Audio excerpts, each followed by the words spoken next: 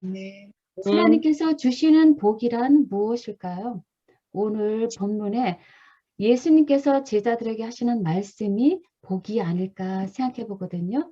그 말씀에 순종할 때 복이 이르러옵니다. 그래서 오늘 말씀은 누가복음 마지막 장 24장의 33절부터 51절까지의 말씀입니다.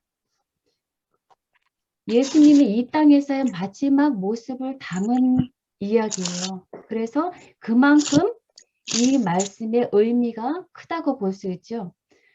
오늘 말씀은 예수님의 제자들이 가장 기뻐하면서 경축하면서 지상 최고의 감사의 날이 되어야 하는 날이에요. 아멘. 그럼에도 불구하고 가장 최악의 날을 보내고 있는 제자들의 장면이에요. 왜 그들은 절망과 근심과 두려움과 혼란 속에 빠져 있는가? 그거를 보면서 우리가 정말 교훈 삼아야 된다고 생각합니다. 그리고 그들에게 주어진 해결책은 무엇이었는가?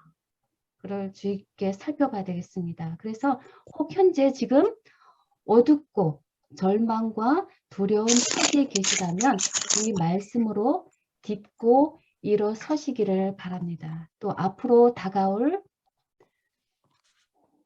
환란의 때 이 말씀으로 예수님의 말씀으로 우리 모두 넉넉히 승리할 수 있기를 간절히 바라면서요. 먼저 오늘 말씀 1, 2, 3 말씀 묵상에 의한 줄거리를 알아봅니다. 예수님의 십자가에 달려 돌아가심으로 절망과 혼란에 빠져있던 제자들이 예수님의 부활 소식을 여러 차례 들었음에도 불구하고 여전히 두려움과 불신과 의심에 빠져서 다락방에 숨어 지내는 모습이 제자들의 초반부의 모습입니다. 예수님의 죽으심에 대한 성경을 잘못 이해한 제자들의 영적인 사망의 모습입니다. 그러나 이 후반부에는 어떤 변화가 일어나냐면요. 제자들의 변화된 모습인데요.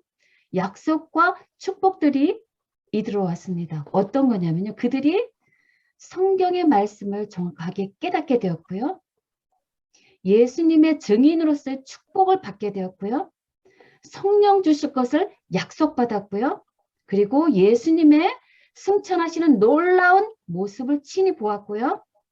재림의 약속을 믿음으로 그들이 큰 기쁨으로 충만하여 성전에서 하나님을 찬송하는 사도로 탄생하는 변화가 일어났습니다. 이 초반부와 후반부의 놀라운 모습을 어떻게 이렇게 대변화가 일어났는가? 정말 너무나 놀랍죠? 예수님께서 이들을 치유 회복하기 위해서 어떤 일을 하셨는가? 예수님께서 여러 말씀을 그들에게 명령하셨거든요. 그것이 답입니다. 예수님의 명령에는 그 약속을 이루어 주겠다는 예수님의 마음이 담겨 있거든요. 그래서 하늘로 예수님이 승천하시면서 제자들에게 주신 그 마지막 말씀 4가지, 그 4가지 말씀을 오늘 봅니다. 절망과 두려움 가운데 처한 세상 모든 사람들에게 주시는 처방전이라고 볼 수 있습니다. 특별히 예수님의 재림을 기다리는 우리들에게 주시는 말씀으로 우리가 보아야 합니다. 그러므로 이들에게 이르러 놀라운 변화를 감사하면서 이 변화가 우리들에게도 동일하게 이루어지기를 간절히 소망하면서 함께 보시겠습니다. 오늘 본문은 예수님의 제자들이 유대인들의 눈을 피해서 예루살렘의 한 다락방에 숨어 지내는 모습에서 시작합니다. 12 제자들이 예수님과 유월절 만찬을 함께 먹었던 바로 그 다락방이에요. 거기에서 예수님은 무엇을 말씀하셨나요? 그들에게 그분을 배신할 자가 있을 것과 그분의 죽음과 부활하실 것을 며칠 전에 그 방에서 말씀하셨어요. 그리고 예수님은 십자가에 달려 돌아가셔서 그 예언을 성취하셨습니다. 그러나 제자들은 그 예수님 말씀을 들었을지언정 그 말씀의 의미를 깨닫지 못해서 예수님이 십자가 달려 돌아가심으로 큰 충격을 받았습니다. 그래서 절망과 낙담 가운데 크게 흔들고 있는 제자들의 모습. 그래서 예수님의 부활에 대한 생각은 하지도 못하고 고향 엠마오로 실망하며 내려가는 제자들도 있었고요. 다락방에 남아서 세상이 두려워 근심 중에 숨어 지내는 제자들도 있습니다. 스승이신 예수님이 처형 받으신 것처럼 자신들에게도 그런 유대 제사장들로부터의 생명의 위협이 있을 것을 두려워하는 떠는 제자들의 위축된 모습입니다. 그러나 예언대로 예수님은 3일 후에 어둠의 권세를 깨부수고 생명의 부활로 다시 일어나셨습니다. 이 세상 어느 무엇도 생명이신 예수님을 사망에 붙들어낼 수 없지요. 십자가에 달려 돌아가시기까지 정말 사단의 그 무서운 유혹과 백성들로부터 유대인 백성들로부터의 갖은 고난과 멸시와 간고를 다 받으셨지만 아버지의 뜻을 따라 죽기까지 자신을 복종하셨고요. 끝내 십자가에 자신의 몸을 온 세상의 죄를 위한 화목 제물로 드리셨습니다. 그것은 온전한 예수님의 승리였습니다. 온 세상에 죄인들을 사랑하시는 하나님의 구원의 계획대로 이루셨고요. 이제 구약의 예언대로 예수님은 다시 살아나셨습니다. 예수님은요, 살아나시자마자 절망 중에 있는 깊이 상심해 있는 제자들을 불쌍히 여기셨어요. 그래서 그들에게 희망과 기쁨을 주시고자 하셨어요. 낙심과 절망 가운데 고향 엠마오로 가는 그 제자들에게 함께 동행하셨어요. 그들의 눈을 뜨게 하시고 예수님을 보게 하시고 그들로 예수님의 부활하심을 형제들에게 나누도록 사명을 주셨습니다. 그래서 다시 기쁨으로 예루살렘으로 돌아온 엠마오 제자들은 다락방에 돌아왔지요. 그리고 동료들에게 흥분과 기쁨으로 그들에게 나타나셨던 예수님에 관한 소식을 전합니다. 그때 이 제자들은 이미 여자들에게와 베드로에게 나타났던 예수님에 관한 이야기로 다락방의 제자들은 이미 흥분돼 있는 상태입니다. 그러나 아쉽게도 마가복음 16장 13절에는 그들의 모습을 이렇게 기록하고 있습니다. 마가복음 16장 13절 한번 볼까요? 마가복음 16장 13절 말씀입니다. 누가 한번 읽어주시겠어요? 3절에 네, 16장 13절. 두 사람이 가서 남은 자들에게 고하였을 때 역시 믿지 아니하니라. 네, 뭐라고 해요? 믿지 아니한다고요. 믿지 아니하니라. 여태까지 여자들에게 소식 들었고요. 베드로에게 나타난 예수님 말씀 들었고요. 그리고 두 엠마오 제자들까지 합류해서 예수님의 부활 소식을 전하였으되 역시 믿지 아니하니라 라고 기록합니다. 그들은 예수님의 부활 소식에 대한 현저한 증거를 여러 차례 들었어요. 그럼에도 아직 불신하고 있습니다. 그래서 시대 소망은 뭐라고 하냐면요. 어떤 사람들은 그것이 사실이라면 얼마나 좋겠느냐 하면서 믿기 어렵다라고 말하고 있다라고 기록하고 있어요. 믿기 어렵다. 이것이 사실이면 얼마나 좋겠느냐. 이것이 지금 이 제자들의 모습입니다. 이 이야기는 예수님께서 장차 사람들의 손에 넘겨 죽임을 당하고 제3일에 살아나리라 라고 하신 예수님의 말씀에 그들은 오히려 예수님의 그 말씀에 매우 근심하더라 라고 한 예수님의 이 성경 말씀을 통해서 그들이 얼마나 예수님의 말씀에 불신하고 있었는가, 예수님의 부활을 믿지 못하고 있었는가를 보여줍니다. 그러므로 결국 예수가 없는 제자들의 상태를 보여줍니다. 그래서 앞날에 대한 걱정과 근심과 두려움과 예수님의 부활 소식에 대한 불신과 의심 등으로 저들의 마음 문이 닫혀 있는 상태입니다. 세상이 두려워서 다락방에 문을 걸어 잠그고 숨죽여 살고 있는 예수님의 제자들. 따라왔다. 이것이 바로 우리들의 모습은 아닌가, 제 모습은 아닌가 하고 되돌아봅니다. 이들에게 무엇이 필요할까요? 이들은 누구를 필요로 할까요? 예수님.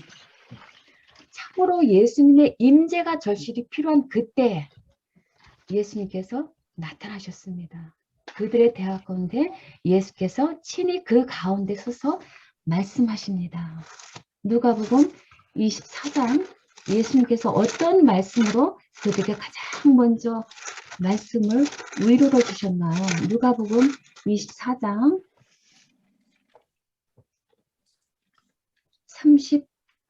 36절 말씀입니다. 예수께서 친히 무엇이라고 말씀하시나요? 너희에게 평강이 있을지어다. 너희에게 평강이 있을지어다 라고 하는 분명한 주님의 음성을 그들이 듣게 됩니다. 그들의 모든 처지를 아시는 예수님께서 지금 찾아오셔서 친히 위로해 주시는 말씀이에요. 그들에게 진정한 평강이 필요함을 아시기 때문에 가장 먼저 하신 말씀, 평강이 있을지어다 라는 말씀입니다. 오늘 우리에게도 예수님의 그 평강이 절대적으로 필요하죠. 예수님이 지금 우리에게도 말씀하십니다. 그래서 예수님께서 우리에게 주시는 첫 번째 말씀은 나의 평안을 너희에게 주노니 너희는 마음의 근심도 말고 두려워하지도 말라 라고 하는 말씀입니다. 오직 예수님께서만 줄 수 있는 참 평안을 우리가 소유해서 세상에 어떤 위험이 올지라도 예수님 안에서 참 평안을 누리며 살기를 간절히 바라시는 예수님의 마음, 그 마음을 오늘 이 시간 간절히 마음속에 새기길 원합니다. 그러나 그들은 그 예수님을 보고 어떤 반응을 하나요? 저희가 37절 한번 읽어볼까요? 37절, 38절. 그들이 놀라고 무서워하여 그 보는 것을 영으로 생각하는지라. 예수께서 이르시되 어찌하여 두려워하며 어찌하여 마음에 의심이 일어나느냐. 내 손과 발을 보고. 네, 지금 제자들의 상태가 뭐예요? 두 단어를 한번 찾아보시면 제자들은 지금 어떤 모습을 보이고 있나요? 네, 놀라고 있습니다. 놀라고 있고요. 무서워요. 열심하고요. 두려워하고요. 무서워하고 있습니다. 의심이 있고요. 네, 아멘 맞습니다. 예수님이 안타까워서 말씀하세요. 어찌하여 두려워하며 어찌하여 의심하느냐. 그리고 그들의 불신을 탄식하시면서 말씀하십니다. 어떤 말씀을 주시죠? 39절입니다. 내 손과 발을 보고 나인 줄 알라. 또 나를 만져보라. 영은 살과 뼈가 없을 때 너희 보는 바와 같이 나는 있느니라. 네, 아멘. 그들을 불쌍히 여기시고 예수님 하신 말씀은 내 손과 발을 보고 나인 줄 알라. 나를 믿으라. 라고 하시는 사랑의 명령이에요. 믿어라. 그런데 어떻게 하셨어요? 그분의 손과 발 보여주시면서 그날 저녁에 예수님은 분명히 그분이 그리스도라는 것을 어떤 의심도 마음에 남지 않게 하기 위해서 그분의 손과 발에 상처난 것을 보여주셨습니다. 그제서야 이 제자들은 다른 사람의 음성이 아닌 바로 저희가 듣던 예수님의 음성인 줄 알게 되었습니다. 그러므로 그들이 어떻게 하나요? 41절. 어떤 반응을 보이나요? 너무 기뻐요. 너무 기쁨으로 믿지 못했어요. 너무 네, 기쁨으로 믿지 못했어요. 네. 예, 그 말씀이에요. 지금 그 손과 발을 보이시나 저희가 너무 기쁨으로 오히려 믿지 못하고 기히 여겼다라는 성경 말씀입니다. 너무 기뻐서 이제는 예수님의 부활을 믿지 못해요. 너무 슬퍼서 예수님의 부활을 못 믿었고요. 이제는 너무 기뻐서 못 믿는 죄인된 모습입니다. 그러므로 예수님은 이제 어떻게 하시나요? 그 뒤에 42절, 43절. 이에 구운 생선 한 토막을 기름에 하사 그 앞에서 잡수시니라. 네. 예수님은 믿지 못하는 그 제자를 향해서 이제 하시는 행동은 구운 생선 생선 한 토막을 음식을 달라 하셔서 그 앞에서 제자들 보는 앞에서 생선 한 토막을 그 앞에서 잡수셨다라고 합니다. 그래서 그제야 제자들이 주를 보고 기뻐하였다라고 요한복음 20장 20절에 말씀합니다.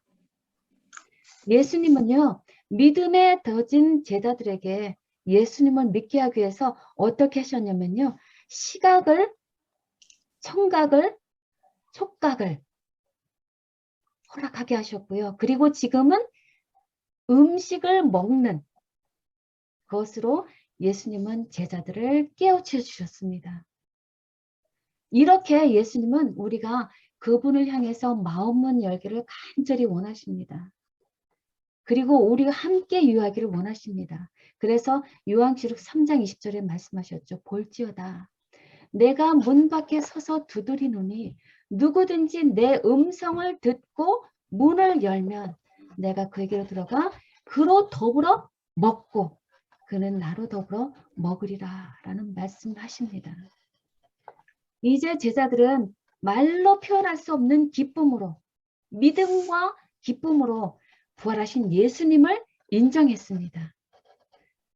그런데 그 당시 제자들의 모습은요, 제자들의 현실은요, 정말 죽음의 두려움에 처해 있었고요. 삶의 혼란으로 감당하기 힘든 시간이었습니다. 쉬운 시간이 아니었어요. 우리가 생각하는 것처럼 예수님의 제자들은 그렇게 나약한 그 환경 때문에 그렇게 나약한 정도는 아니어서 그 환경이 너무나 그들에게는 절실하게 어려운 때였습니다. 지금까지 들린 그 예수님의 부활하셨다는 말들이 사실인지 앞으로 어떻게 처신해야 할지를 토론해야 되는 너무나 절박한 시간이었습니다. 그때 부활하신 예수님이 직접 이들에게 나타나셔서 위로와 평안으로 그들을 회복시켜 주신 것입니다. 그런데 요한복음 20장에는 다락방에 예수님께서 불신하는 제자 도마를 위해서 두 번째 나타나 주신 장면이 기록되어 있죠. 자신이 직접 예수님의 상처를 만져보지 않고서는 믿지 않겠노라 라고 고집하는 도마를 위해서 예수님께서 나타나 주신 것이죠. 그때도 예수님께서는 뭐라고 하셨냐면요. 평강이 있을지어다 라고 동일한 말씀을 하십니다. 그리고 못 박힌 손과 창에 찔린 옆구리를 보여주시고 내 손가락을 이리 내밀어 내 손을 보고 내 손을 내밀어 내 옆구리에 넣어보라. 그리하여서 믿음 없는 자가 되지 말고 어떤 자가 되라고 하셔요? 믿어라. 믿는 자가 되라. 믿는 자가 되라. 라고 말씀하십니다. 그리고 그의 불신을 사랑으로 견책으로 책망하셨습니다. 그 사랑 때문에 도마는 비록 그 손과 옆구리에 넣어서 확인하진 않았을지언정 무엇이라고 고백하나요? 나의 주, 나의 하나님이시라 라고 아름다운 믿음을 고백하도록 예수님께서 인도하셨습니다. 성경에는요, 이 당시까지도 이 11 제자들이 얼마나 믿음이 없고 마음이 완악했는지를 예수님이 그들을 꾸짖으셨다라고 마가복음 16장 14절에 기록합니다. 이는 자기가 살아난 것을 본 자들의 말을 믿지 아니함일러라 라고 기록합니다. 이렇게 예수님은 불신으로 어두워진 도마를 위로와 평안과 확신을 주시고 그의 고백을 통해서 증인으로서 도마를 일으켜 주셨고요. 그로 말미암아 다른 제자들을 회복시켜 주셨습니다. 이것이 예수님의 그들을 회복하신 방법입니다. 오늘 우리들의 신앙은 어떤가요? 여러분들은 흔들림 없는 믿음이 있으신가요? 우리 모두는 그 신앙 상태가 어떨지라도 예수님을 절대적으로 필요합니다. 예수님께서는 의심과 불신에 사로잡혀 번민하는 영혼들에게 평강을 주기를 원하십니다. 그 평강이 절대적으로 필요한 자가 저였고요. 그 예수님을 필요로 했던 저가 바로 저였음을 고백합니다. 예수님의 부활하여서 찾아오셨음을 다른 제자들에게 통해서 이미 도마는 들었음에도 불구하고 왜 삐뚤어 나갔나요? 다른 제자들에게는 나타나 주시고 자신에게는 그렇지 않음에 대해서 자기 눈으로 확인하지 못함에 대해서 불신과 의심으로 마음을 닫고요. 꽁꽁 싸매고 살아간 도마였습니다. 그 도마처럼 저도 하나님의 말씀을 제 남편에게 주셨음을 제 눈으로 보고 듣고 깨달았음에도 불구하고 제게는 보이지 않는 빛을 가진 남편에 대한 질투와 불신으로 제 마음이 닫혀졌고요. 그리고 꽁꽁 제 마음을 묶어두고 어둠으로 지냈던 시간이 바로 제 모습입니다. 정말 너무나 부끄럽고 수치스러운 제 모습이지만 제가 어쩔 수 없는 허물과 죄의 많은 죄인임을 너무나 명확히 보여주신 은혜의 때이기도 합니다. 그러나 예수님께서 성령을 통해서 찾아오시고 암흑에 처한 제 상태를 보여주셨고요. 빛을 비추어 주셔서 어둠이 사라지고 드디어 말씀의 빛의 세계로 인도해 주셔서 지금 예수님이 주신 평강 가운데 살 수 있음에 얼마나 감사한지 모릅니다. 예수님은요, 말씀으로 그 경험 속에 우리를 인도해 주시기를 원하십니다. 그래서 성경은 예수님의 모습을 다음과 같이 기록합니다. 누가복음 24장 44절, 45절 한번 읽어보실까요? 가드사 그 앞에서 잡수시더라. 또 이르시되 내가 너희와 함께 있을 때 너희에게 말한 바 곧 모세의 율법과 선지자의 글과 시편의 나를 가리켜 기록된 모든 것이 이루어지리라 하리라 한 이 말이 이것이니라 하시고. 아멘. 네, 여기까지 읽어볼게요. 45절까지. 예수님이 부활하신 것을 깨달은 제자들에게 예수님께서 가장 먼저 하신 것, 바로 성경에 기록된 것을 풀어서 성경을 깨닫게 해주신 것입니다. 이 말씀은 엠마오 제자들에게도 동일하게 해주셨어요. 그래서 엠마오 제자들에게 무엇이라고 말씀하셨냐면 25절 보면 미련하고 선지자들의 말한 것을 마음에 더디 믿는 자들이여 하고 탄식하시고 그들에게 하신 것이 바로 성경에 기록된 대로 예수에 관한 모든 예언이 이루어져야 함을 저희 마음을 열어 성경을 자세히 설명하시고 깨닫게 해주셨습니다. 지금 이 나머지 제자들에게도 다락방에 있는 제자들에게도 마찬가지로 성경을 풀어 깨닫게 해주십니다. 예수님의 제자들이 구약에 기록된 예수님의 고난과 죽음과 다시 부활하실 것에 대한 예언을 제대로 연구하였다면 그들은 그런 쓰라린 실망과 고통을 받지 않았을 것임을 우리는 이 말씀 속에서 확인하게 됩니다. 이와 같이 우리에게도 하나님께서 주신 말씀과 예언의 말씀들을 주의 깊이 연구하면서 나의 심령에 새기는 일이 있지 않을 것 같으면 어려움이 닥칠 때 우리에게도 동일한 제자들이 겪었던 같은 그런 쓰라림이 오겠지요. 그러므로 예수님은 우리에게도 동일한 말씀을 하십니다. 그래서 예수님께서 우리에게 주시는 두 번째 말씀은 성경을 연구하여 그리스도의 죽으심과 부활하심과 재림을 깨달아라 라는 명령의 말씀입니다. 앞날에 닥칠 일들을 예언 말씀에 기초해서 말씀을 올바로 배우고 반복적으로 복음의 말씀을 주야로 묵상해야 합니다. 그래서 사도 바울은 무엇을 증명했냐면요.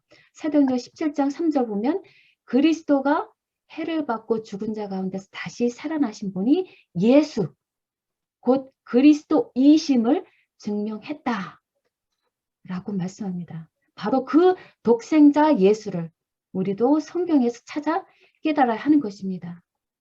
그러므로 우리는 성경을 읽을 때 어린아이처럼 겸손하고 깨닫고자 하는 마음으로 하나님 앞에 무릎 꿇고 스스로 성경을 탐구해야 합니다. 하나님의 감동을 받을 준비가 된 마음으로 성경을 펼쳐서 주님이 그의 마음을 말씀을 열어 깨닫게 해주시기를 기도하는 마음으로 그런 간절한 마음으로 말씀을 받고 이것이 그러한가 하여 날마다 성경을 상고하라 라고 말씀하십니다. 그렇게 스스로 깊은 광맥을 파듯이 성경 말씀에 살아계신 예수님, 보호하신 예수님을 찾아서 묵상하며 말씀대로 살기를 바라시는 예수님의 마음을 오늘 우리가 깊이 새기게 되길 원합니다. 그래서 시편 1편에도 다윗은 이런 말씀을 했죠. 오직 여호와의 율법을 즐거워하여 그 율법을 주야로 묵상하는 자가 복 있는 자다라고 말씀하셨습니다. 그런 자를 여호와께서 인정하고 그 행사가 형통하겠다라는 약속을 주셨죠. 그러므로 우리의 믿음과 소망은 반드시 말씀에 기초하여 흔들리지 말아야 합니다.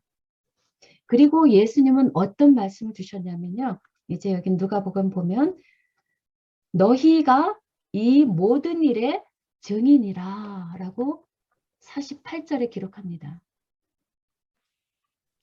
너희가 이 모든 일의 증인이라.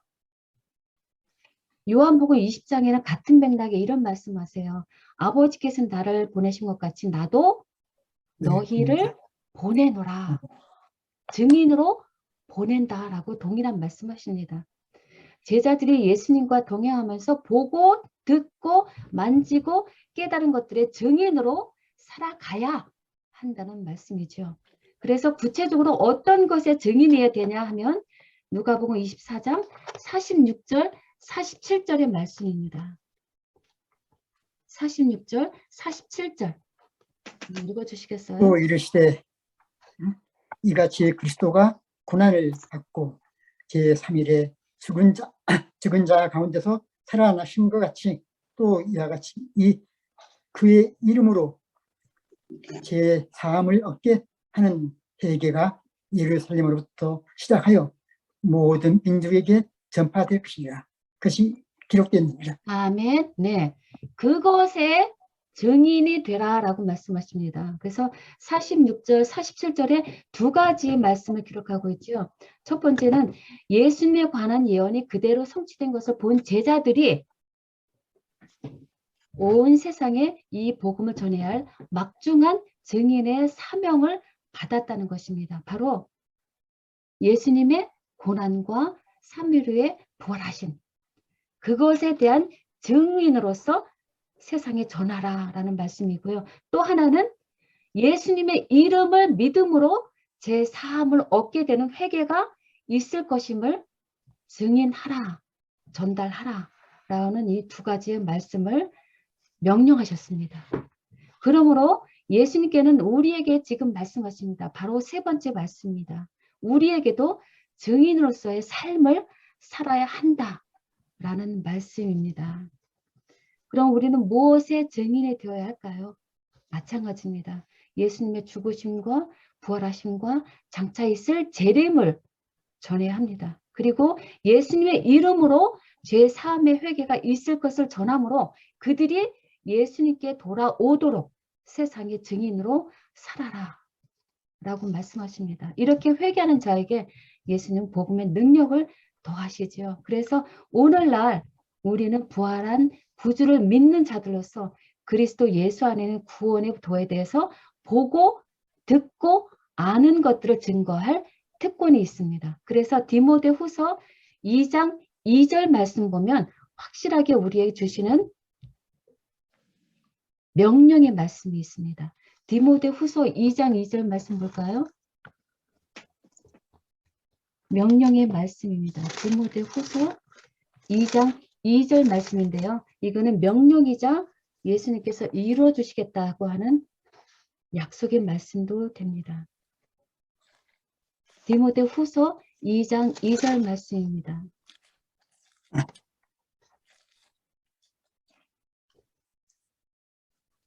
또 내가 많은 증인 앞에서 내게 들은 바를 충성된 사람들에게 부탁하라. 저희가 또 다른 사람들을 가르칠 수 있으리라. 네, 아멘. 네, 지금 예수님께서 말씀하세요.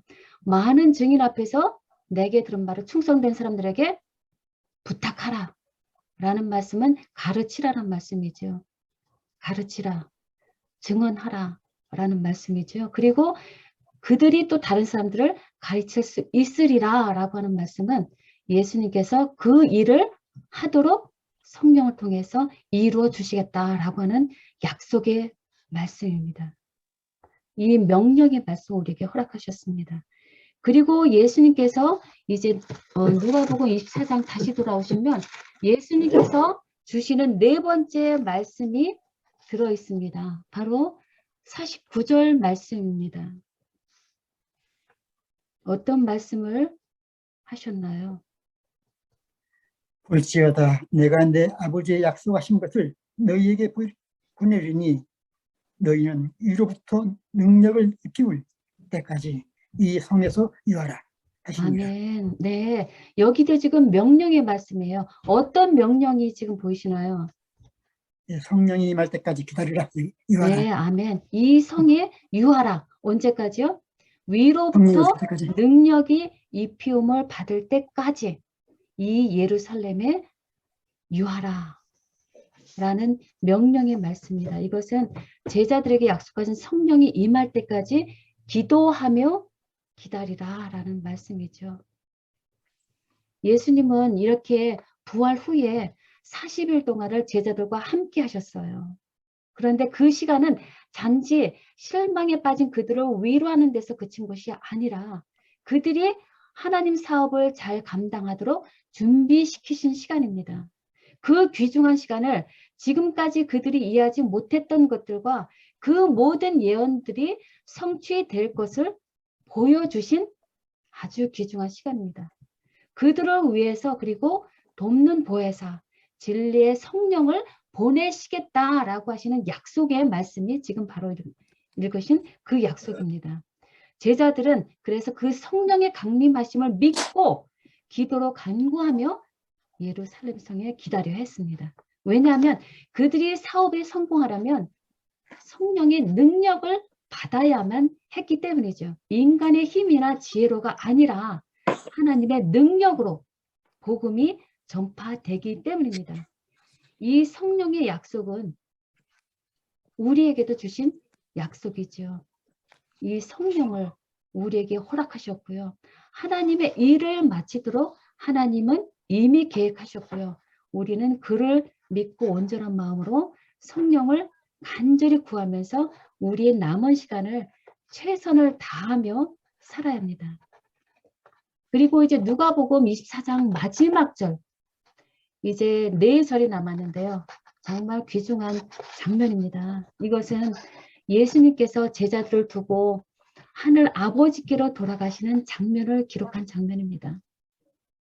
부활 후에 제자들과 함께 거하시면서 하나님의 도를 전하시고 이제 때가 되어서 제자들을 데리고 감람산 베다니 앞까지 데리고 나가신 모습입니다. 사랑하는 제자들을 두고 떠나야 하는 예수님의 마음, 그 예수님의 마음은 그들을 향한 마음으로, 사랑으로 간절했을 것입니다.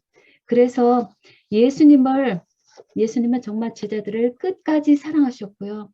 그 사랑하는 제자들을 향해서 예수님은 어떻게 하시냐면요.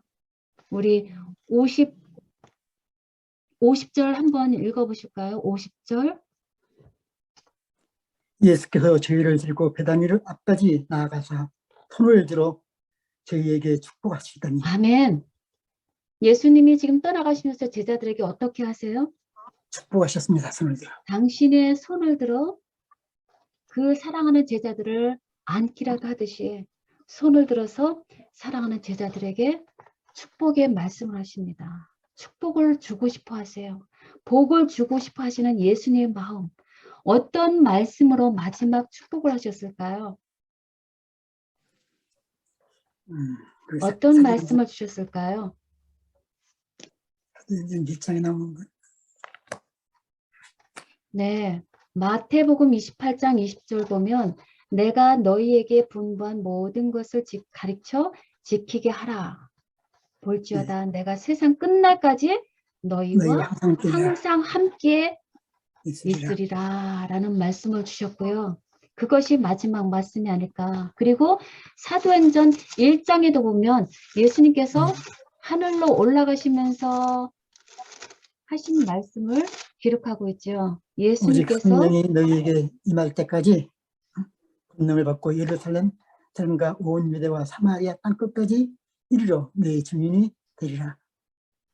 네, 아멘 하시니 이 말씀을 마치시고 이렇게 되어 있습니다. 그래서 오직 성령이 너희에게 임하시면 너희가 권능을 받고 예루살렘과 온 유대와 사마리아 땅끝까지 이르러 내 증인이 되리라 라고 하시는 말씀이 마지막 말씀이셨습니다. 결국 예수님은 제자들에게 복음을 증거하는 사명을 마지막으로 주셨습니다.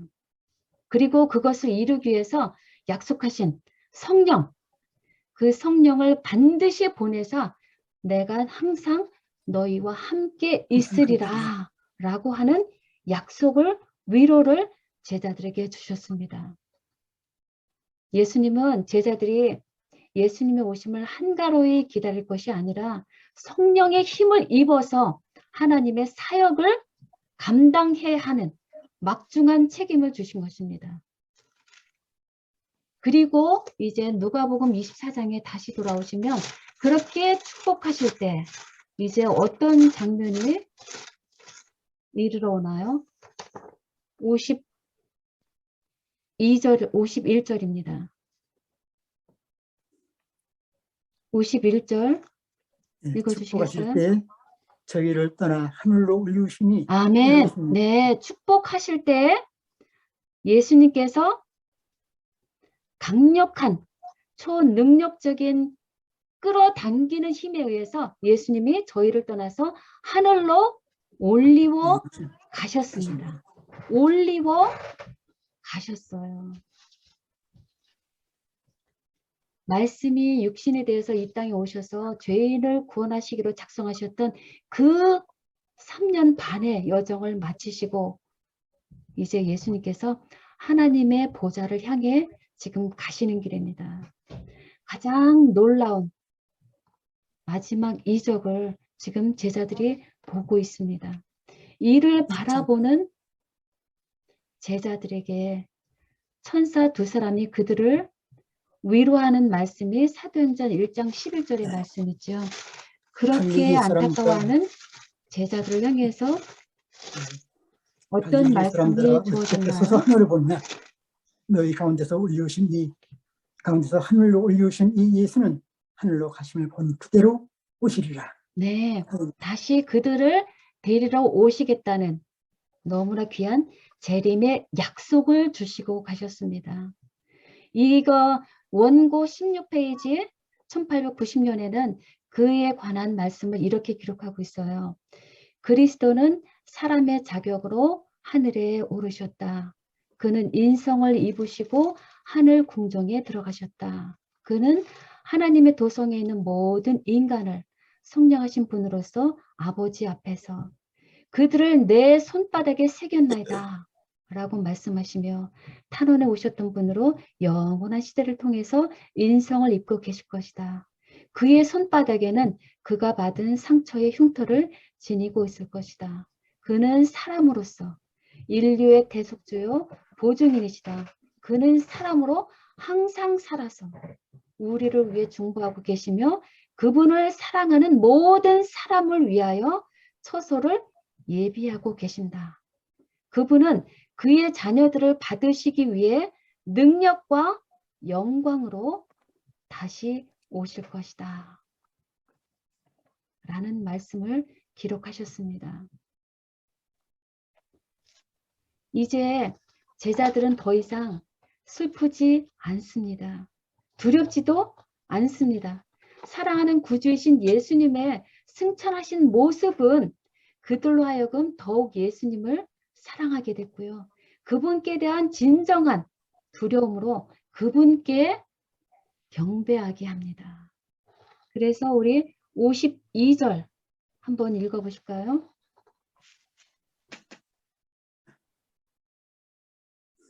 저희가 그에게 경배하고 큰 기쁨으로 예루살렘으로 돌아와. 아멘. 네, 거기까지요. 네, 이들은 이제 예수님을 진정으로 하나님으로 알고 그분께 경배합니다.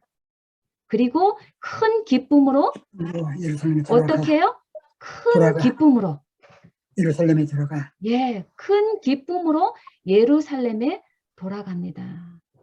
제사장들은 제자들이 실망과 낙담으로 흩어질 것이라고 예상했지만 그들은 오히려 사기 충천에서 담대함과 두려움 없이 어떻게 하고 있다고 하나요? 맨 마지막 줄 한번 읽어보시겠어요?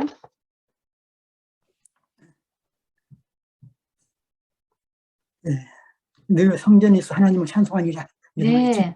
어떤 모습으로 제자들이 끝나죠? 하나님을 찬송함으로.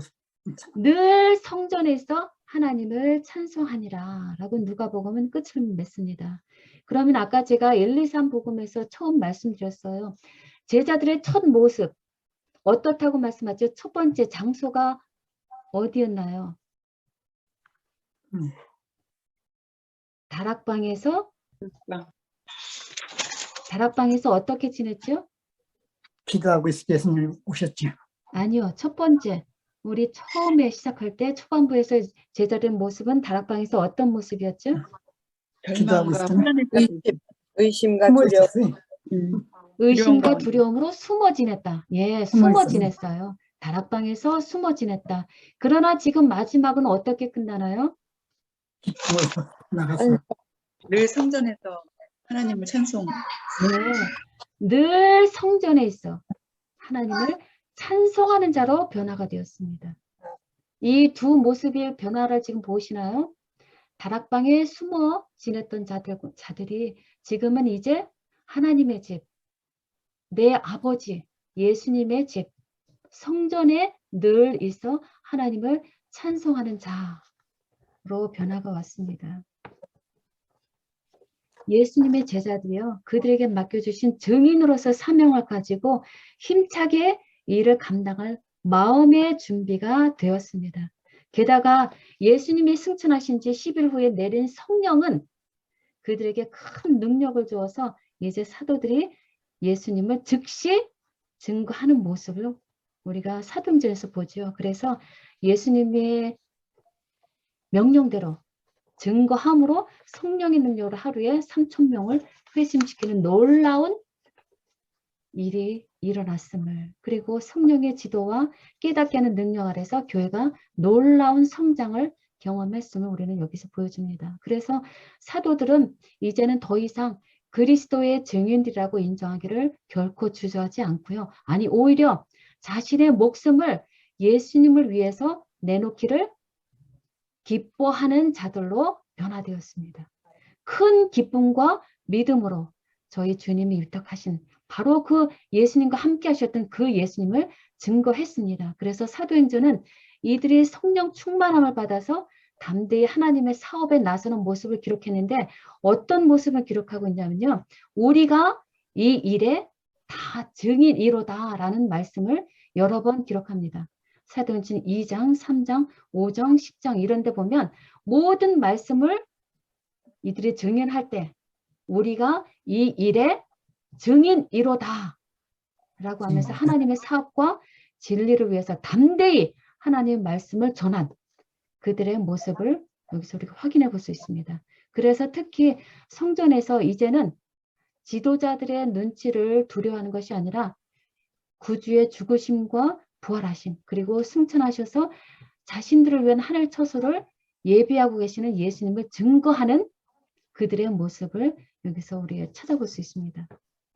그러면 무엇이 이들이 감람산에서 큰 기쁨으로 예루살렘으로 돌아가게 했을까요?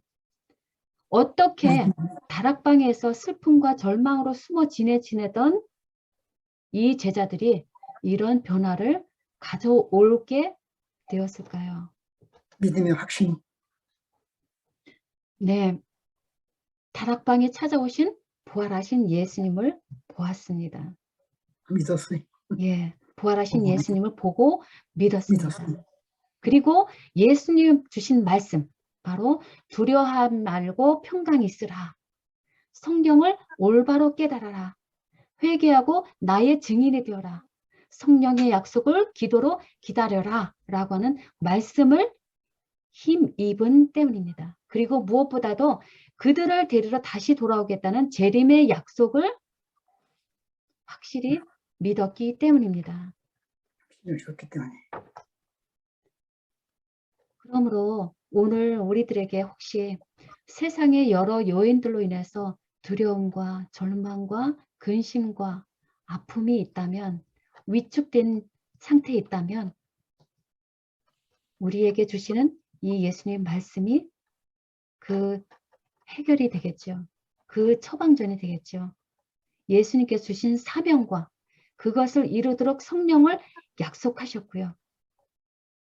그럼에도 여전히 내 자신의 부족을 인해서 두려워하고 있다면 지금 이 말씀을 다시 한번 기억하게 되길 원합니다. 세상을 두려워 말라.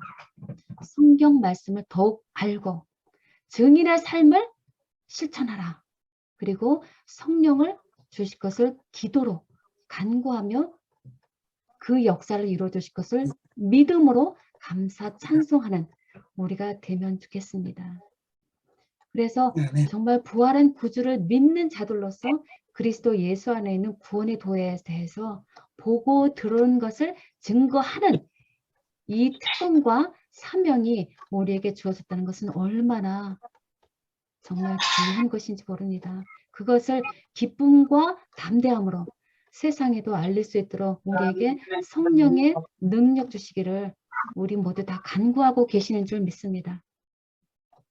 그렇게 될 때 오순절날에 성령의 강림을 위해서 기도했던 것처럼 성령께서 우리에게 그 간절한 기도에 응답해 주실 것을 믿습니다. 아멘.